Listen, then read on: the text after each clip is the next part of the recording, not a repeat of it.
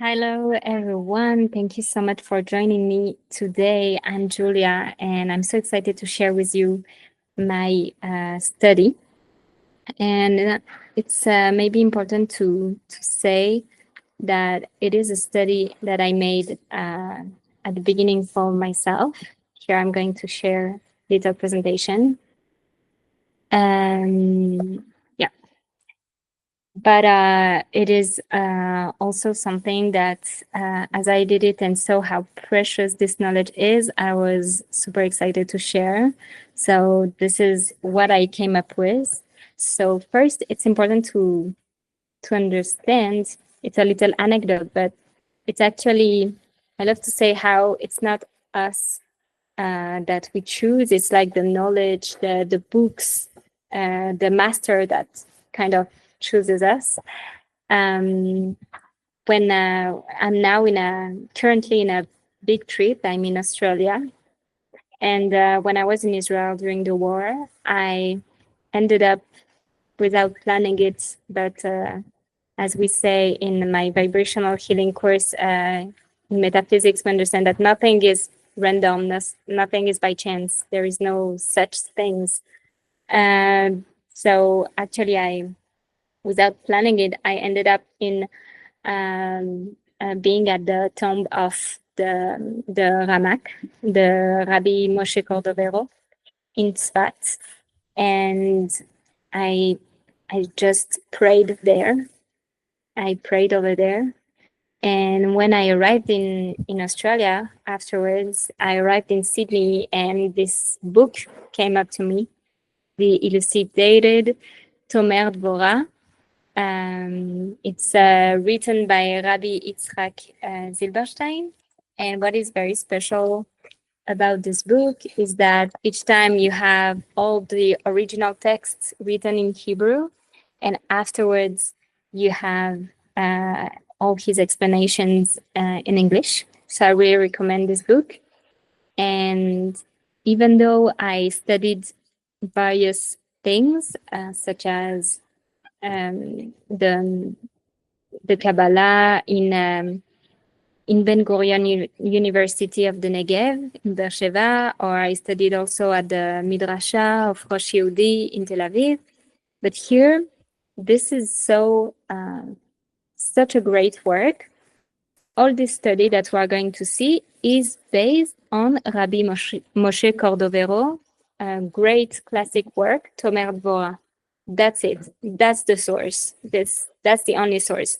Obviously, it goes then through my lenses, kind of, with my my experience, let's say, of mindfulness meditation, vibrational and sound healing, etc. But the the big source, it's this. So I feel very grateful that this knowledge came through me, that I can share about it today.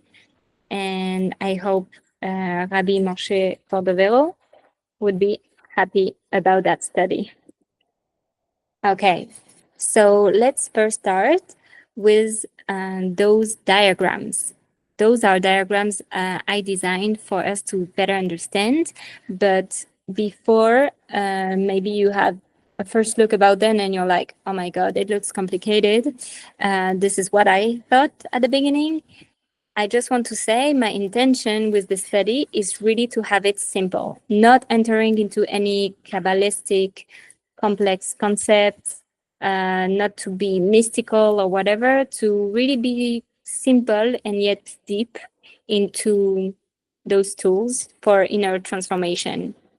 So to understand it properly, we first need to have an idea of what is the Sefirot tree, because during the Omer, you will see that those words are said every day. Chesed, Gvura, Tiferet. So what is it about? So actually, sorry, the the Sefirot tree or tree of life is this diagram. We are going to use only the lower ones, the little circles. I'm going to explain. Like the first one, they are gray, but normally they also have names and everything. Like the first one is Keter, Chochma, Bina. But here I didn't even write them because we're not going to study them.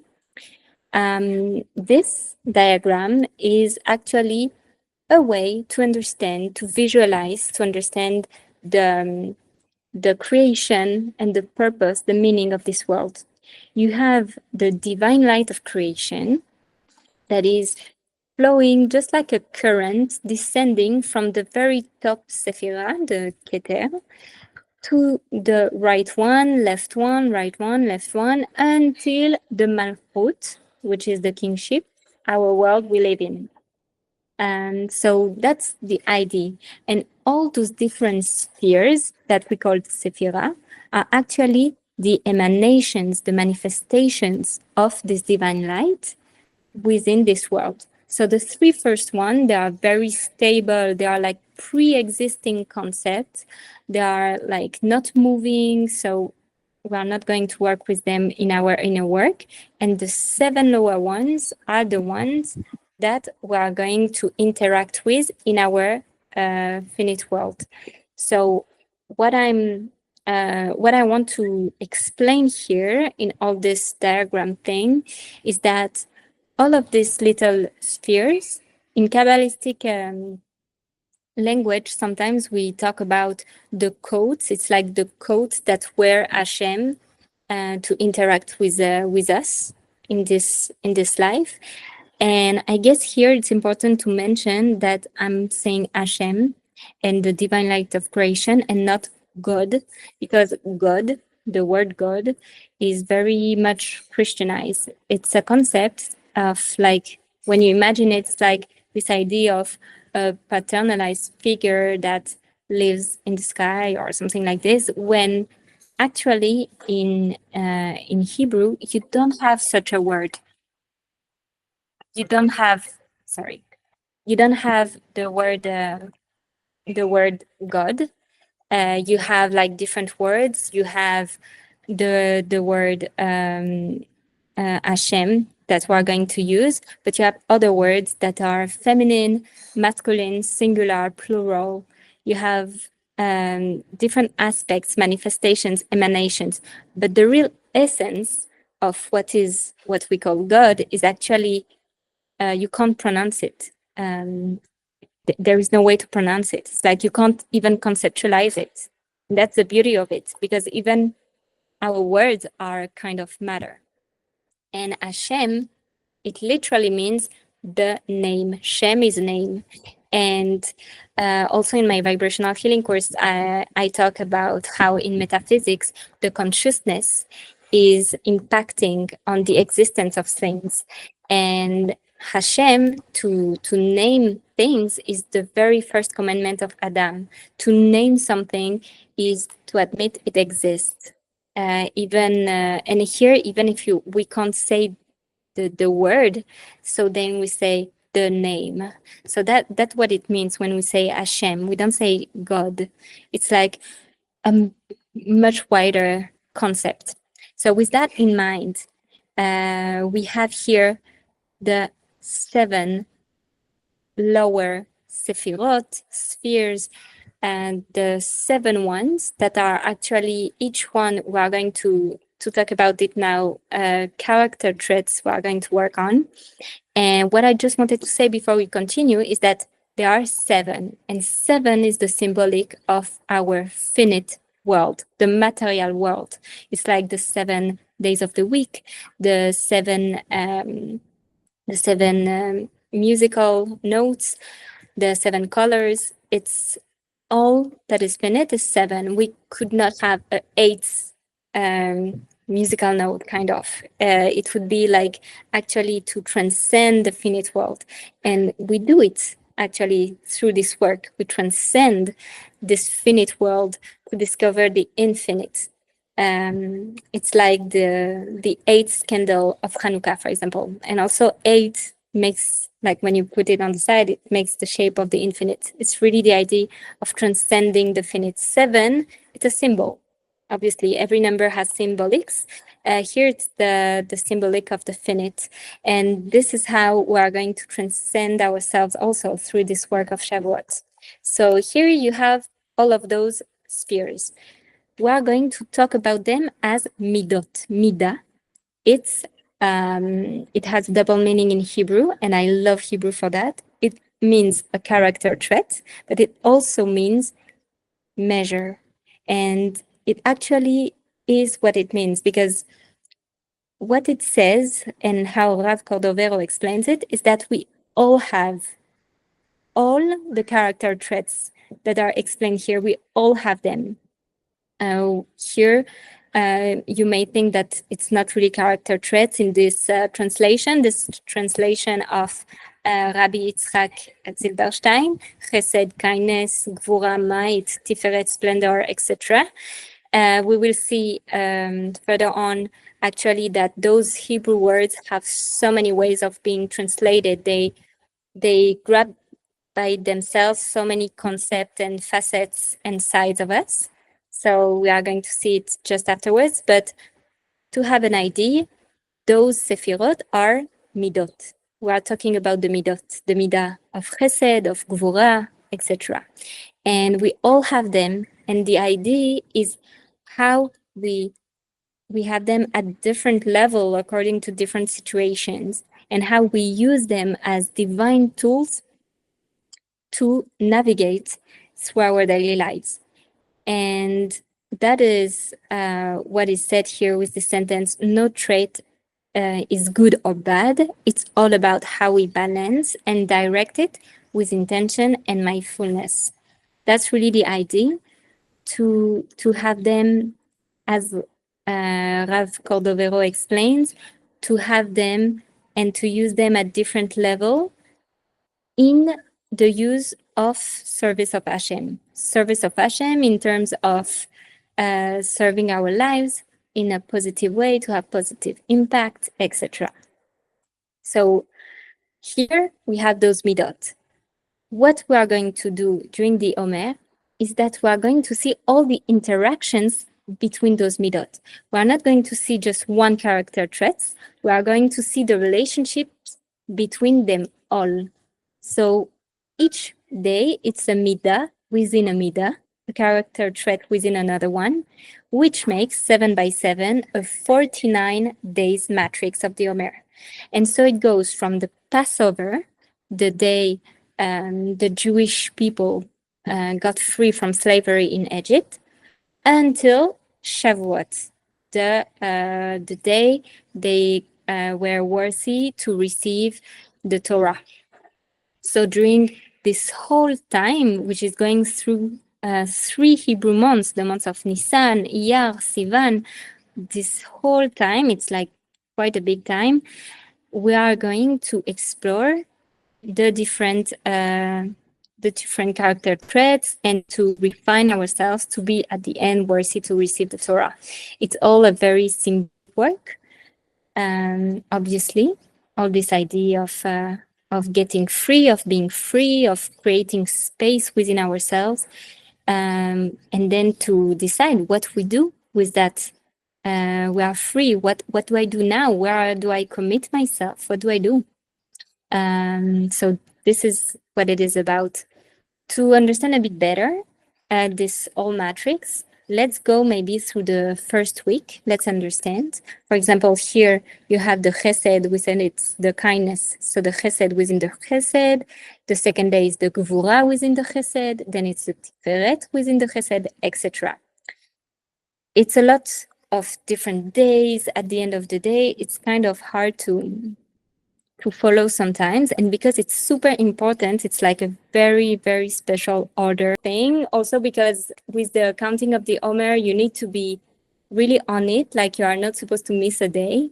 So to make it like the whole journey from Pesach to Shavuot, it's quite a long time. So it was a big project for myself at the beginning to make it this way, to help me do it.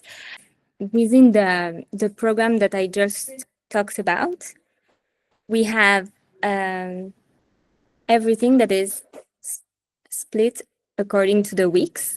And this is, for example, for the first week.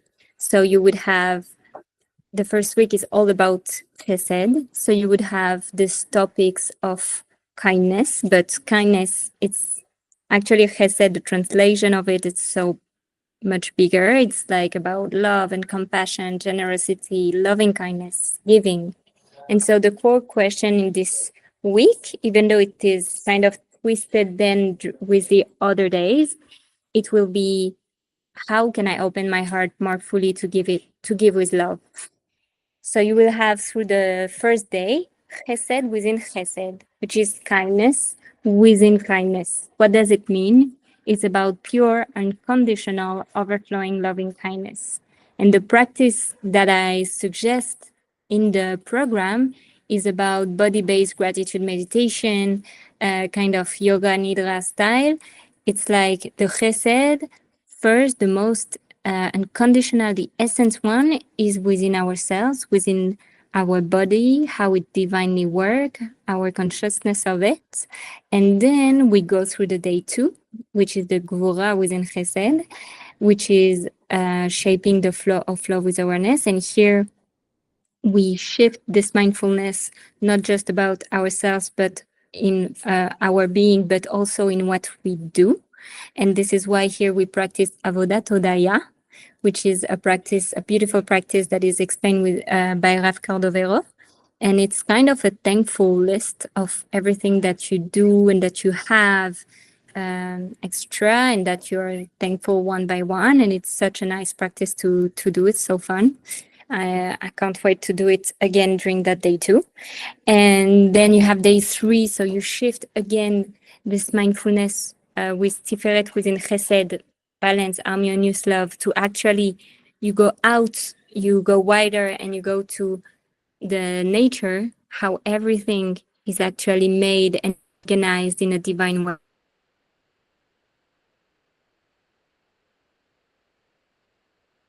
And so here again, you have an practice with nature. Day 4, when you have all these beautiful things that you're thankful for, you also go through netzach within chesed, loving through perseverance and challenge. So it's also through this mindfulness of kindness through the hardships. And here we have the practice of dvekut and gamzo letova. Day 5, then we go to Hod. Hod is very linked to humility. So here is humble love expressed through sacred action. And here you have all those mitzvot of chesed according to Tomer Devorah. There are a list of mitzvot that Rabbi Cordovero talks about, and it's incredible. So during that day, you can practice them. They are quite easy to do. And then day 6, Yesod within Chesed. Yesod is all about the foundations. So here it's like love rooted in real connection. It's also, Yesod, it's also very much about relationships. So here it's a practice about that. And day 7, we arrive in Shabbat, in the day. This is Shabbat. And so it's Malchut within Chesed. And here's the real embodiment with Malchut, like the kingdom, the world we live in. So embodying kindness through presence. And here it's also one of the mitzvot about hospitality. So it's nice to have this hospitality for Shabbat and also this topic of studying together that I explain more in the program, but you can already have an idea and imagine it. So that's, for example, the first week. And then you have the second week. I also give it to you fully like that as an example. The second week is the Gvura, might, which is about boundaries, discipline, discernment, strength, self-restraint, justice. It's like so much concept. When you say Gvura, it can mean so many things, actually. Like it's hard to translate it in just a word. And here, the core question that I wrote, once again, it's twisted then with the different days. It's where in my life do I need to go back or step forward with strength,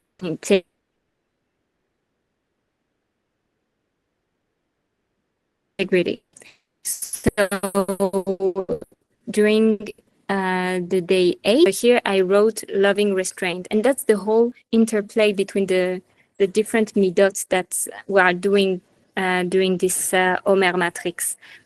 So here the practice, we talk about the 2 types of Yetzer Hara according to Rabbi Cordovero. And it's like about noticing desires and emotions without judgment. It's so, so important.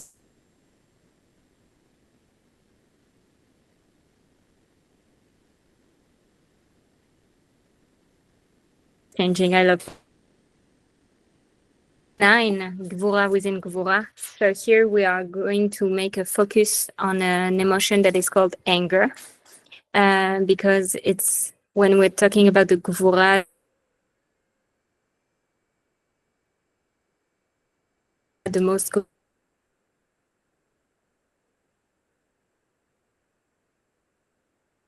so Cordovero explains that it's really not about suppressing any of our emotions and midot. And it's truly about how we use this divine energy to our service of Hashem, as he says, but to live, like for positive impact, etc. Then day 10, Tiferen within Geburah, sorry.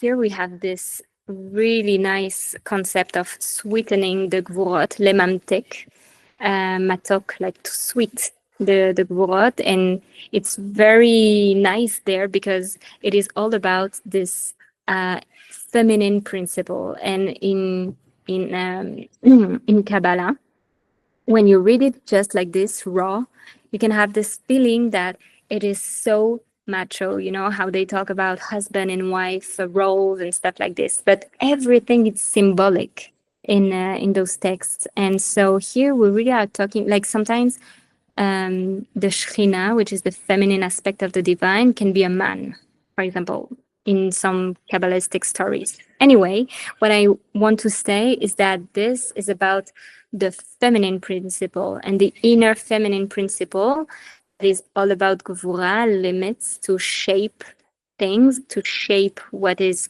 the abundant potential. Anyway, not to enter into details. It is, I think, my favorite practice and day. I can't wait to be there. It's like such a profound and gentle self-care. I really love it. Okay, day 11, Netzach within Geburah. So Netzach is always about this perseverance through emotional mastery. Before we talked about the hardships, here it's about how to let the emotion move with mindfulness. Od within Geburah, letting go with humility. Od is very much about humility. So here it's about releasing attachments to results. And then we go to Yesod within Geburah, so how we ground this release of inner energy. And here we see how we move emotion. Emotion is like energy in motion, emotion. So how we move it out thermally or dynamically within us, and we externalize it, and then we create relationship with those emotions, etc. So it's a very, very practical tool, this day 13, very, very strong one. And day 14, Malchut within Gvura. So once again here, it's Shabbat. So it's about resting inside your sacred structure, embodied presence on our Shabbat. Amazing. And so as you understood, it then goes week by week with Tiferet, splendor, which is also about balance, harmony, beauty, truth, emotional wisdom. The core question is, how can I respond with both honesty and compassion?